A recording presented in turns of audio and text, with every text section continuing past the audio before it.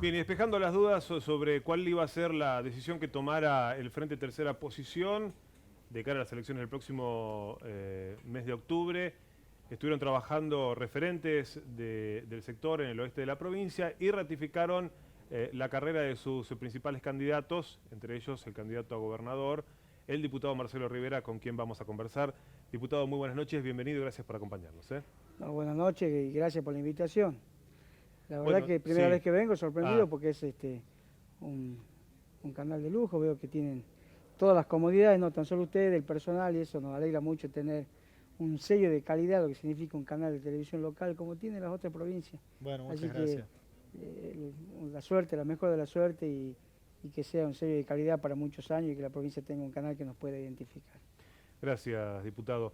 Le consulto, cuando hizo estas declaraciones en el oeste, estuvieron recorriendo, ¿no?, departamentos del oeste, en donde ratificaron que siguen en carrera de cara a las elecciones generales provinciales del próximo mes de octubre. Algunos entendieron que era despejar la incertidumbre sobre qué iba a ser el Frente Tercera Posición. ¿Ustedes en algún momento estuvieron analizando qué hacer luego de las primarias de agosto? Si continuar en carrera o claudicar, digamos, en este proceso. No, nunca. Nosotros siempre tuvimos la convicción de que, que las PASO era una materia previa y que las elecciones para octubre era el gran desafío. Así que la verdad que nunca estuvimos nosotros en duda nuestra posibilidad de participar en octubre. Es más, la ley nos marcaba a nosotros cuáles eran las pautas, que lo hemos suplido o lo hemos superado ampliamente lo que significa el piso de lo que marca la ley de las PASO. Así que estamos contentos con nuestro proceso previo, con nuestro 9 de agosto. La verdad que nuestros resultados genuinos, nuestros votos genuinos, muchos catamarqueños, más allá del recuento, uno puede estar de acuerdo o no en algunas cuestiones, pero nosotros decimos que 15.000 catamarqueños han acompañado esta propuesta y vamos a proponer de nuevo a aquellos que no pudimos llegar y que en definitiva es nuestro desafío de poder seguir creciendo. Diputado, ¿tiene alguna hipótesis, digamos, de respecto de la pérdida de representación política del Frente Tercera Posición a partir desde octubre del 2013 a esta parte de las elecciones del periodo electoral? No, pero es lógico, son elecciones distintas. Las elecciones legislativas no tienen nada que ver con son elecciones donde se elige y se renueva el poder real. En este caso, los ejecutivos municipales o el ejecutivo de la provincia. Son elecciones, no se pueden comparar una con otra. Siempre las elecciones legislativas tienen un margen distinto, siempre tienden a polarizarse, sobre todo las elecciones generales donde se debe resolver quién conduce los destinos de la provincia o los distintos candidatos a intendentes en las distintas jurisdicciones.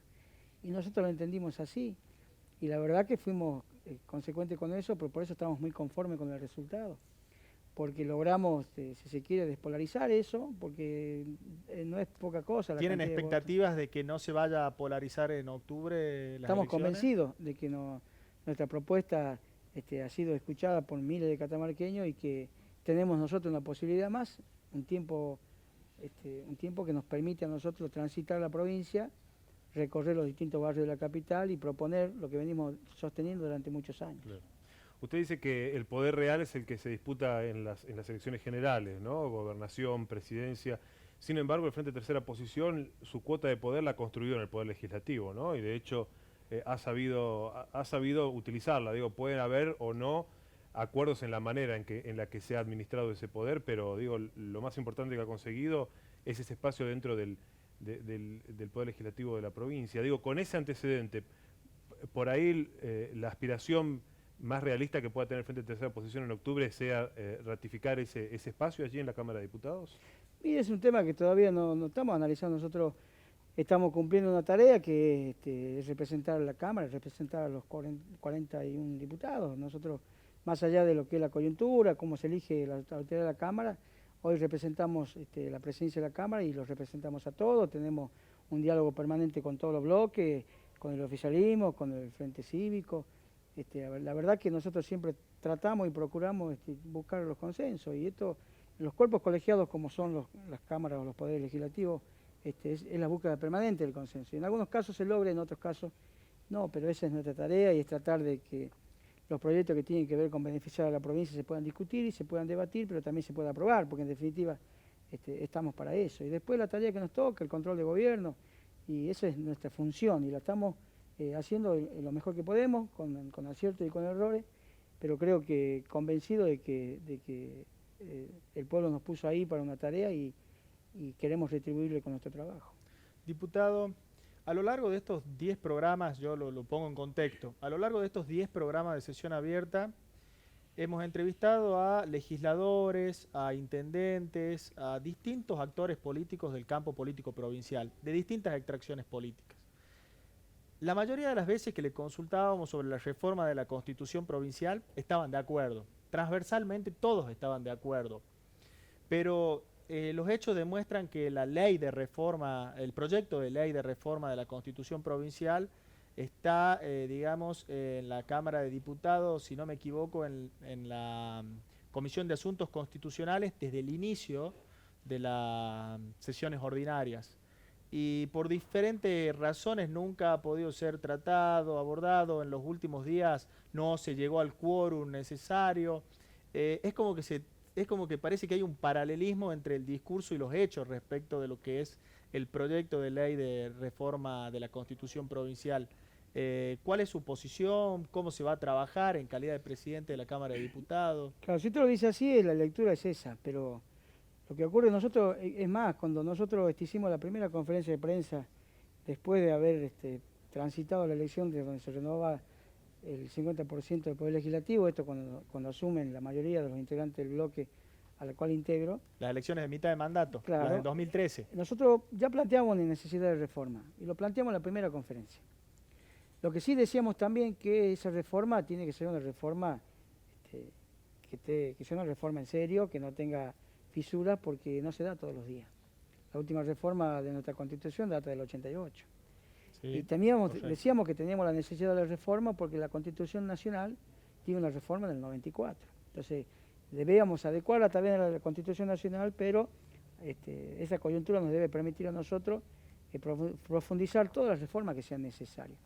Y lo que decíamos nosotros es que no se debe, más allá de que seguramente entendemos que después el Ejecutivo toma para sí ese proyecto y lo impulsa, en años electorales, porque se pierde objetividad con la reforma, porque hay intereses que se entrecruzan.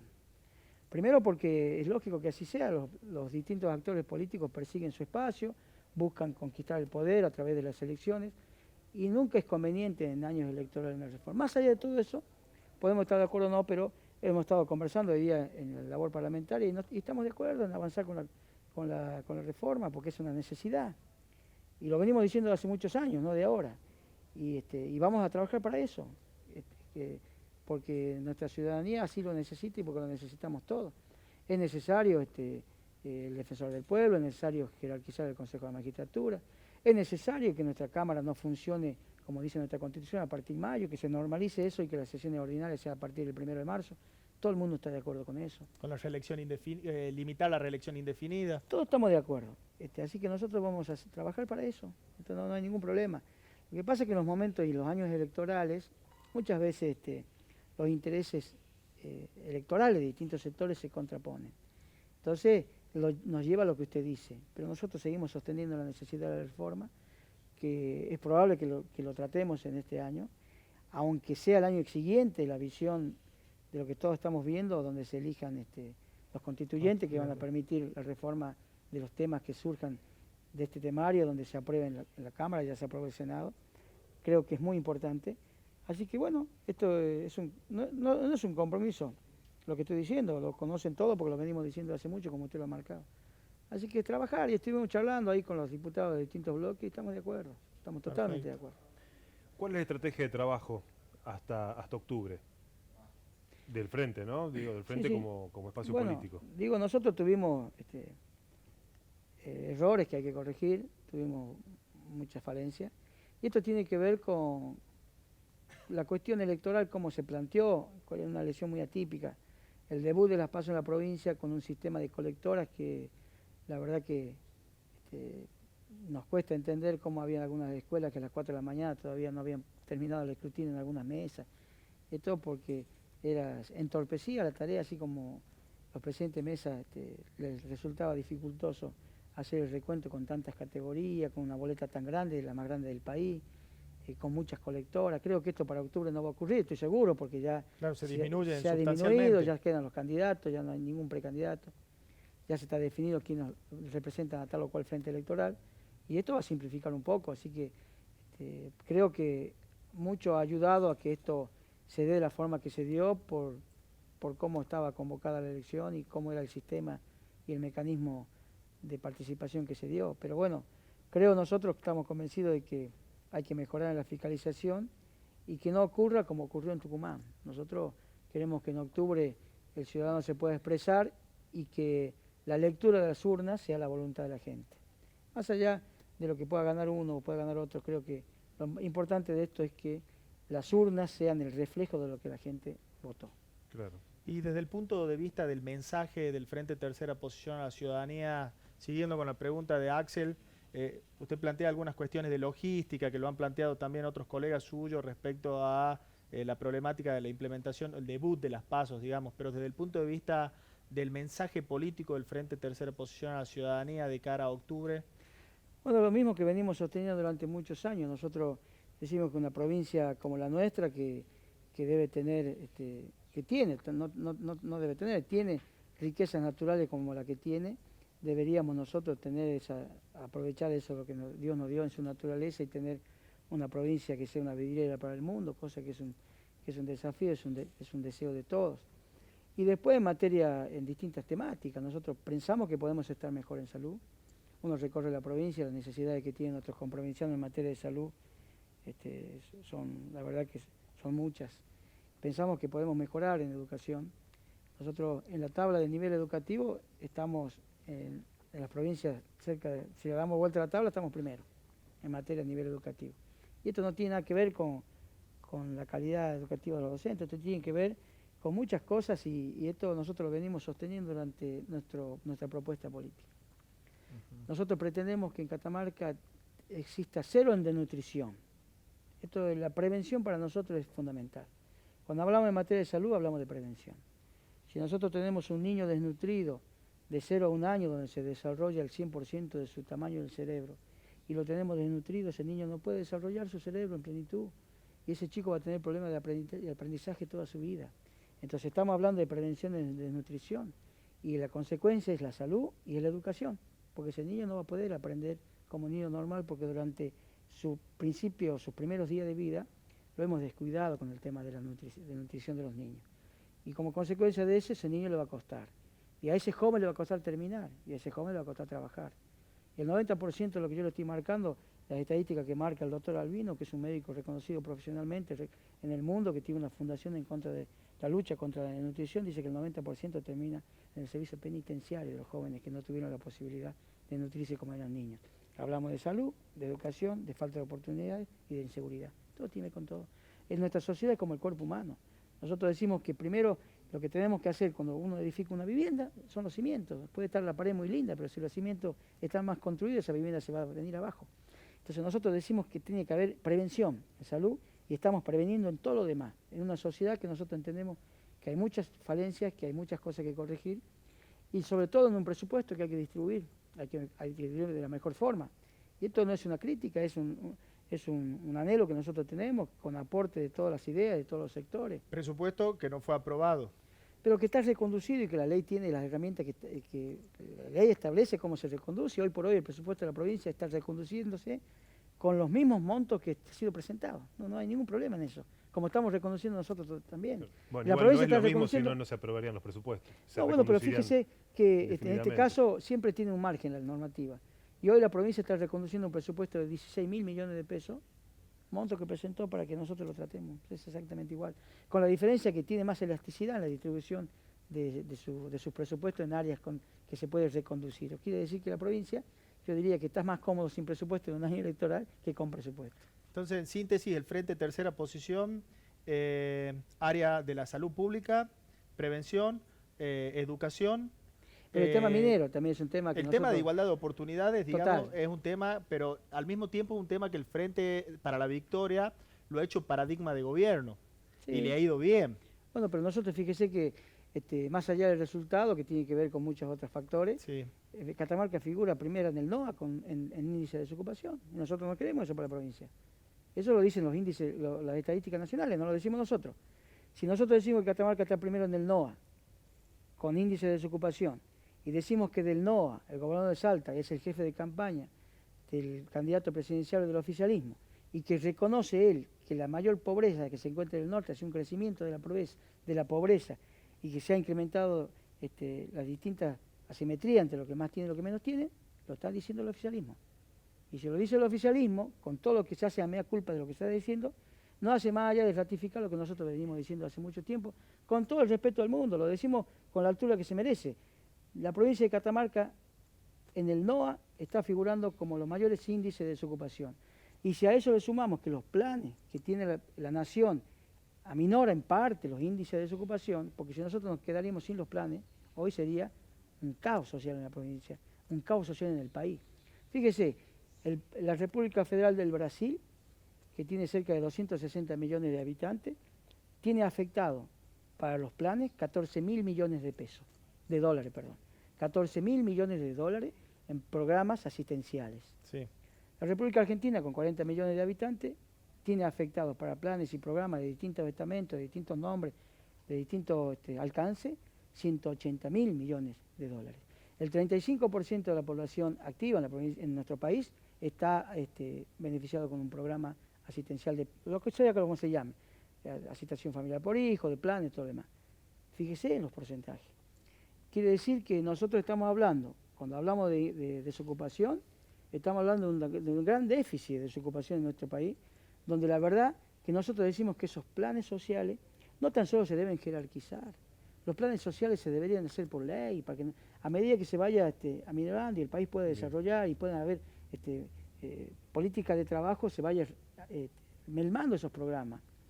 Pero a partir de eso, que también los compañeros que tengan un programa social, un plan social, tengan obra social, que puedan tener obra social y que sea que por ley, para que ningún gobierno use esa herramienta como una extorsión. De cualquier manera, esas propuestas implicarían una mayor afectación presupuestaria, digamos. Mire, todo lo que tiene que ver con la gente, no importa la mayor afectación presupuestaria. Todo te digo por la comparación que hizo con la República de Brasil y Argentina. Digo, por eso lo que digo yo, comparándolo, que obviamente las necesidades que tiene nuestro país están muy lejos de las necesidades del país vecino, por eso estos programas que aminoran en parte la desocupación. Pero usted fíjese que están bajo los niveles de pobreza, de indigencia, porque estamos hablando de un programa social donde nadie habla en nuestro país del problema que tenemos nosotros con la inflación. El primer socio que tiene nuestro país en materia económica es China. China tuvo una baja en la bolsa y tuvo impacto hasta en la bolsa de Wall Street. Y esto tiene que ver con lo que nos está pasando y lo que nos va a pasar a nosotros como país en el futuro. Ese impacto que sufrió Brasil y con los problemas sociales que tiene Brasil, lo vamos a sufrir nosotros. Porque nuestro primer socio, que es China, tiene problemas económicos. Y eso se va a sentir. Y se va a sentir a partir de a posteriori, ojalá que no sea, y se pueda manejar quien conduzca el país, lo que tiene que ver con los meses que vienen. Y no es un tema menor, porque Catamarca depende el 100% de la coparticipación. En estados como los nuestros, que se coparticipa cada vez menos, donde se centraliza el poder real en el puerto de Buenos Aires, una pelea histórica que nosotros tenemos en nuestro interior, donde decimos que el federalismo es utópico, porque el federalismo en hechos reales, si no hay una independencia económica, las provincias no pueden hablar de federalismo, y no estoy hablando de Catamarca, estoy hablando de nuestro interior. Y esto tiene que ver que la distribución de coparticipación cada vez es menor. Antes, hace 20 años atrás, se distribuía el 40% de la recaudación nacional, y hoy se distribuye el 24 o el 25%. Con los mismos índices de distribución, las provincias, a medida que pasan los años, reciben menos coparticipación y el puerto recibe más poder y más recursos, y por eso estamos en un país como estamos. Y esperamos esa reparación histórica y la venimos sosteniendo y la venimos predicando desde hace muchos años, sean los gobiernos que sean. Acá hay reparaciones que nosotros hablamos siempre de lo que es el ferrocarril, el Belgrano Carga, y sin embargo nunca llegan. Y nuestro país, que dividido, yo siempre digo que es una cabeza gigante que es Buenos Aires y un cuerpo raquítico que es nuestro interior. Y en algún momento alguien de los presidenciales tiene que hablar para tratar de revertir esta situación histórica en que vive nuestro interior del país.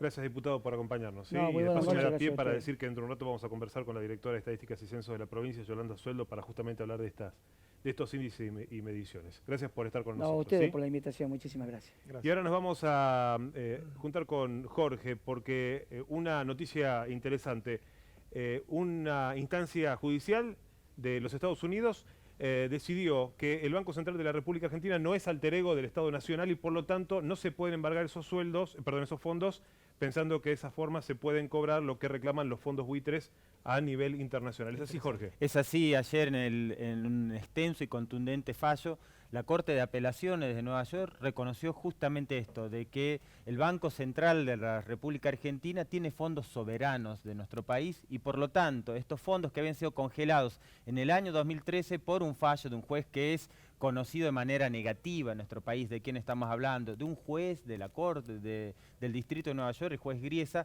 Habían sido congelados estos fondos en la Reserva Central de Estados Unidos. En términos numéricos, los fondos a los cuales hacemos referencia son insignificantes en términos del presupuesto de nuestro país y de las reservas del Banco Central de la República Argentina. Estamos hablando de 150 millones de dólares. Pero desde el punto de vista jurídico, desde el punto de vista político, plantean una estrategia de los fondos buitres en torno a pensar la negociación con la República Argentina en términos de extorsión. Si no pagan lo que queremos, nosotros vamos a embargar todos sus fondos, los vamos a perseguir a donde sea y con lo que sea. Y cuando se habla de eso, no solo se está hablando de fondos provenientes de YPF o de otras empresas vinculadas con el gobierno nacional, sino que está hablándose básicamente de soberanía. En este caso de soberanía del Estado argentino, cuando hablamos de nuestro Banco Central, pero también en perspectiva, en términos de pensar en economía global, estamos hablando de la soberanía de cualquier país del mundo. Cualquier país del mundo, en este término jurídico y en esta manera de ver las negociaciones,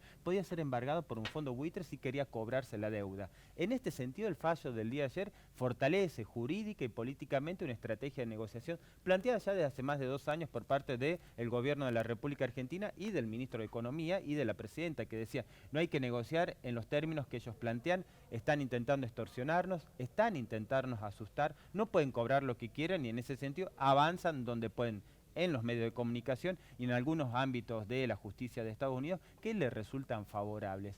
Es una derrota para los fondos buitres a nivel de perspectiva jurídica y a nivel político, pero también una derrota muy fuerte para una parte de la oposición de la República Argentina, que recuerdan ustedes, no hasta hace demasiado tiempo planteaban que lo que había que hacer era pagarle lo que fuera, porque nuestro país había decidido contraer deuda en los términos que ellos planteaban, por lo tanto no había ninguna posibilidad de renegociar el monto total de la deuda. Por supuesto, esto era impracticable desde el punto de vista económico y desde el punto de vista político. Lo que tendríamos que hacer como país en el futuro, si esto se terminase aceptando, es decir que nuestro país va a tener bandera roja, y no la bandera roja del comunismo, sino la bandera roja del remate. Es un revés para los fondos buitres en particular, y es un revés desde el punto de vista político para una táctica y una estrategia de la oposición que solo piensa en la negociación con el exterior en términos de vasallaje político.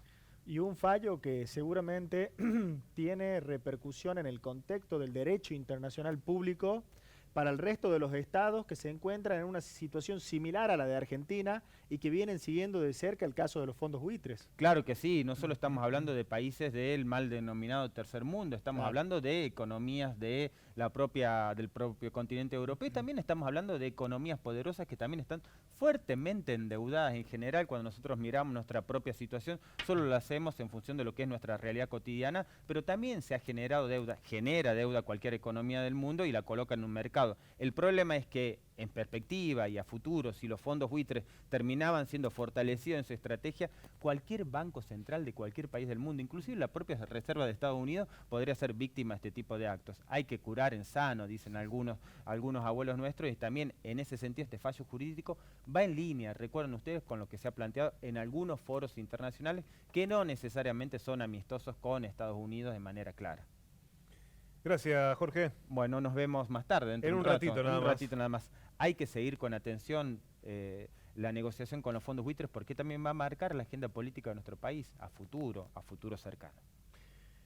Bien, la siguiente entrevista la vamos a vincular con la última parte, el último pasaje de la conversación con el diputado Marcelo Rivera, que hablaba justamente de los índices de desocupación en la provincia de Catamarca. Fueron publicados estos por algunos medios gráficos de la provincia y hablaban de que esta se encontraba ubicada bastante arriba en un ranking regional de desocupación. Vamos a hablar de este tema, estamos con la directora de Estadísticas y Censos de la provincia, Yolanda Sueldo. Muy buenas noches. Sí, ¿qué tal? Y bienvenida, gracias por acompañarnos. ¿Sí? Gracias a ustedes por invitarme. Bueno, supongo que ha tenido también, más allá de las publicaciones periodísticas, debe haber tenido oportunidad de escucharlo al diputado Rivera, recién que hablaba justamente acerca de los índices de desocupación. Sí. Hace un tiempo atrás la dirección había publicado índices en los que demostraban bajas en las marcas de desocupación en las interanuales, haciendo marcas que eran prácticamente históricas, las mejores de los últimos años. ¿Cómo podemos nosotros, digamos, hacer una conjugación de estas dos realidades? Algunos dicen que hay índices altos de desocupación y en realidad también se hablaba de marcas bajas históricas. Sí. Lo que hay que explicar acá es de que la encuesta se hace por trimestre, ¿sí? Cada trimestre tiene sus propias características en cuanto a la actividad económica. La actividad económica está constituida por distintas ramas de actividad, o sea, tenemos agricultura, construcción, industria, toda la parte de comercio y de servicios. Esa es la estructura del sector económico, ¿sí? Entonces eso está estrechamente relacionado con el mercado laboral. A ver, si yo tengo mucha actividad en la construcción, voy a tener mayor ocupación en esa rama de actividad, claro, y eso puede generar una disminución en la tasa de desocupación, ¿sí?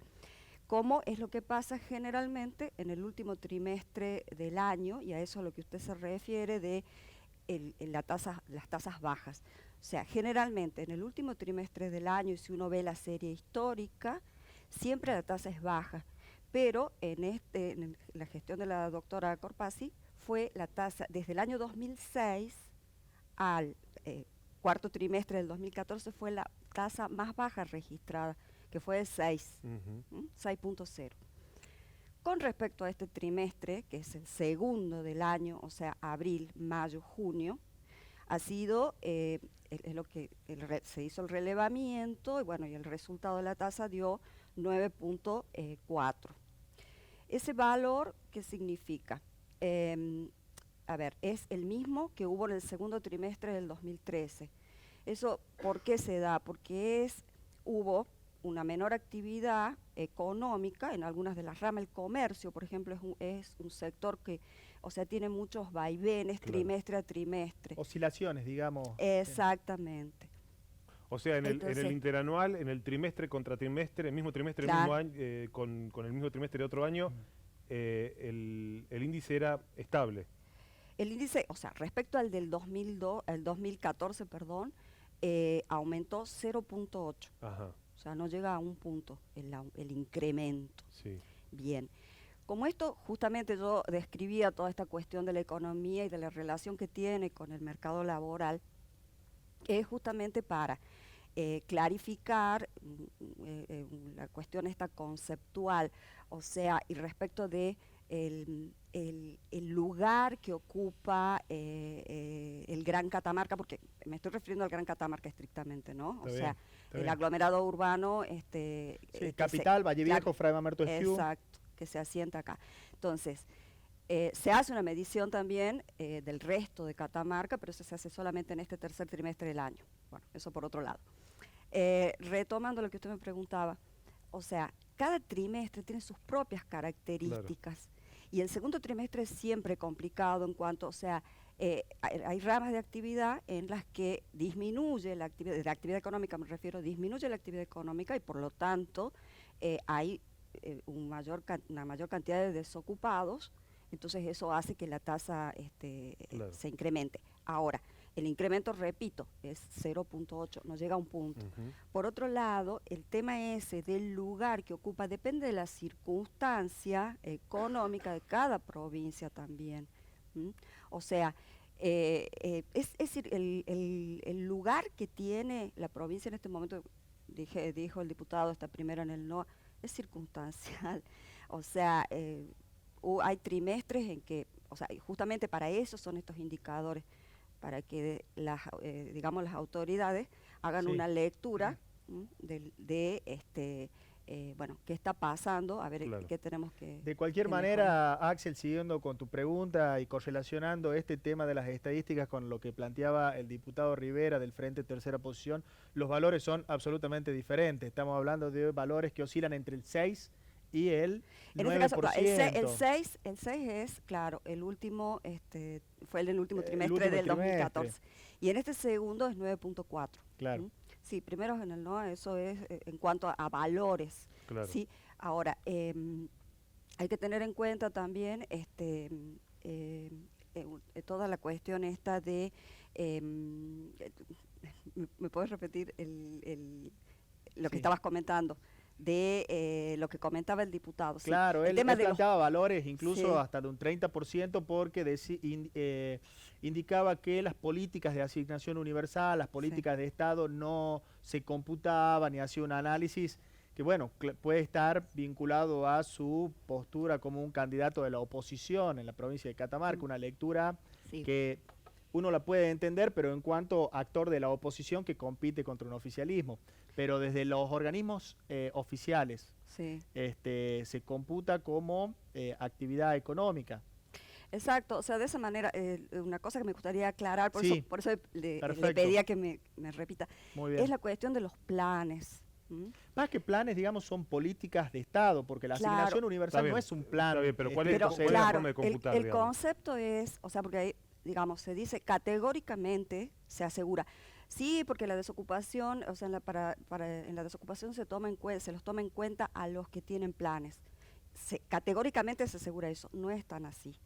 ¿m? Ajá. O sea, si tiene, por ejemplo, asignación universal por hijo y la persona está desocupada, figura como desocupado.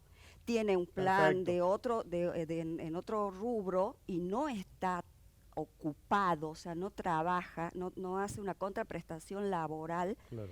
figura como desocupado.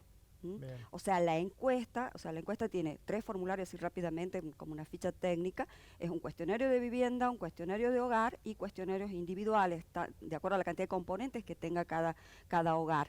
¿Sí? Sí. Entonces, ahí el cuestionario lo va guiando el encuestador, que por otro lado está capacitado para resolver ese tipo de situaciones, y cuando se llega a esta, le pregunta, ¿tiene asignación universal? Se corta ahí, o sea, no tiene no desarrolla todas las respuestas en cuanto a aquella persona que dice, sí, estuve ocupado y trabajo en tal cosa, tengo tanta retribución, porque tiene preguntas de ingreso y todo lo demás. Es una gran No sé si aclaración. queda es una claro gran eso. aclaración por cuanto parte del discurso opositor, no digo en Catamarca, en el contexto nacional, siempre enfatiza esto, es decir, de que las políticas de beneficios sociales atenúan los indicadores de desempleo y que eso es una cuestión de eufemismo, de los oficialismos.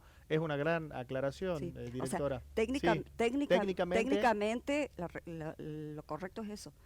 O sea, lo que acabo de... O sea de que describir. son indicadores genuinos de empleo, digamos. O sea, desarrolla una actividad económica. Usted recién decía que el último trimestre del año es generalmente un buen trimestre en términos Sí. digamos, de índices de ocupación. Y por el contrario podemos decir que este tercer trimestre es el segundo. peor, el segundo es el peor históricamente, digo, en las series históricas. Sí, Es siempre generalmente sí, generalmente es así. O sea, si uno observa los valores, o sea que se puede esperar que entrando nosotros ya en el mes de septiembre, octubre, estaremos entrando en un buen trimestre donde los índices claro, históricamente repuntan, digamos. sí, el tercer trimestre es más tranqui, digamos, Claro. y el cuarto es, hay mayor ocupación, porque hay, digamos, entra diciembre, que empiezan el tema del comercio. O sea, doy un ejemplo así práctico, no es que sea estrictamente así. Por ejemplo, los supermercados ocupan gente porque aumentan la cantidad de cajeros, por ejemplo. A la época de las fiestas, por ejemplo. Por Es ejemplo, estacional.